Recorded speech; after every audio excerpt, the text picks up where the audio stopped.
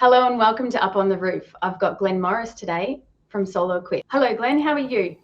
Hi, good, thanks, Ria. Great to That's be here. Thanks for coming on and welcome. I wanted to know, how did you actually come into the solar industry? Because you've been around for a long time. You have so much knowledge, and I've been here for probably 15, 17 years. So tell me a little bit about yourself. It's a kind of funny pathway, really out of necessity. I bought a little house when I lived in Sydney out in the Blue Mountains off Men at Work. It was their little getaway house.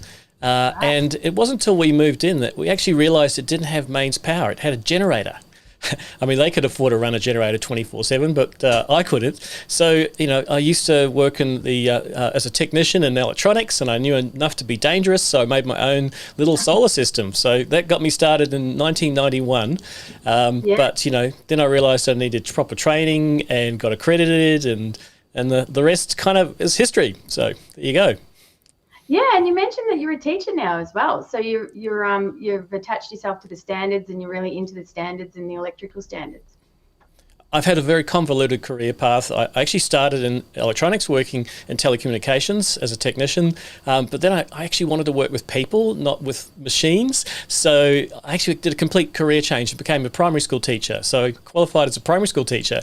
Then I became a photographer because I loved photography when I was training at primary teachers college. So I was a photographer for a while, and somehow the three have come together now. So the knowledge of electronics, training, and being good at media has all sort of helped me do what I do. Yeah, I'm loving everything that you're doing online. I'm following you, and I'm really enjoying all of the stuff that's coming out. It's absolutely amazing. Yeah, I like learning stuff too. So it's YouTube's been a great resource for me as well, just to learn how to do things. Everyone is doing this pivot because the world has changed with COVID, and I used to run face-to-face training courses here at the SmartEnergyLab almost every month with students, but they came from all over the world, but mostly Australia and New Zealand. Now they can't come. So yeah. Wow. Can they still contact you? So can anyone contact you for advice or anything like that? Do the installers contact you regularly? Yeah, I try to control that because actually I don't even answer the phone anymore, so no one can call me on the phone unless you've got a special appointment, because it's just too hard to do any work. But totally, with my students, I always say I'm there for you via email. So email me your questions and I'll get back to you. I mean, I run a course online every 6 weeks roughly, and I'd probably have 30 students every 6 weeks, and they'll all be full of questions going forward. So I literally have thousands and thousands of students who send me questions, and that's what got me started on making content for YouTube, just free content online. Rather than answer the same question 10 times or 100 times, make a video about it and just point them to it. Yeah, and look, I think it's so good because there's so many more new apprentices, and young people are starting to become electricians and looking into solar and energy efficiency and battery storage. So I think all of that really helps bolster up the industry. It's fantastic.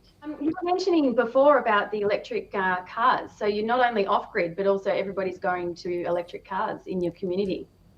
Yeah, so as some of the viewers will know, I actually live in an off-grid community called Murramura Cooperative Community here in the Yarra Valley. It's pretty old. It started in 1974. I've been here about 18 years, and there's 70 people live here. So we've kind of been solar, wind and micro hydro all that time.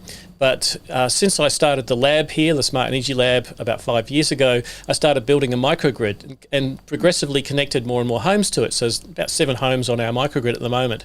And then along came electric vehicle. In fact, my partner Darlene, who's actually sitting behind me, you can't see her, she bought an electric car. So we started, putting an EV charging station, and then suddenly everyone else wanted to do the same thing. So I think we've got maybe six electric vehicles, 4 full EVs and 2 plug-in EVs. So yeah, it's a big thing now.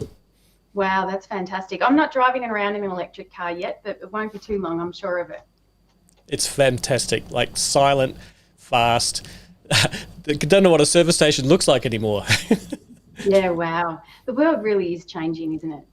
Yeah. And since renewable energy is our business, it's also renewable energy you're putting in the vehicle, not rubbish. Yeah, that's true. Yeah, that's fantastic. So it's 100% renewables. Well, we have to be because we're off grid. Though, if I was fully honest, we have run the generator a bit in winter, so a little bit of diesel converted to electricity has occurred. Yeah, well, that's all right. I'm sure you've got lots of recycling as well. Yep, pretty much the usual. Yep. Yeah. Someone asked me the other day about my cardboard signs that I hold up if they were 100% recycled. I said, for sure they are. That's great. I really love those little promos you do with your signs because they're right on the money. They're really catchy and fun. And speaking of cardboard, look, is part of my mission at the Smart Energy Lab is to stop companies packaging stuff in polystyrene, unrecyclable materials. I get sent all these products to review, and they're usually inverters and big boxes, and some of them are just so much waste. There's so much polystyrene that you can't do anything but put it in the general rubbish. So I give them demerit points in my reviews. Whereas particularly the European manufacturers, they know because of their regulations they can't do that, and they package in cardboard, and it works. Yeah, what a fantastic idea! That's so good. You could almost have a net zero, recycled boxes. Yeah, I mean, if you're making a product for the renewable energy industry, you think that environmental, responsibility should be part of that as well. Yeah, there's your new quality control program. Well, look, Glenn, it's been amazing talking to you. Thank you so much. I really appreciate it. And let's catch up in a month's time and do it all over again. Okay, that'd be great. Thank you.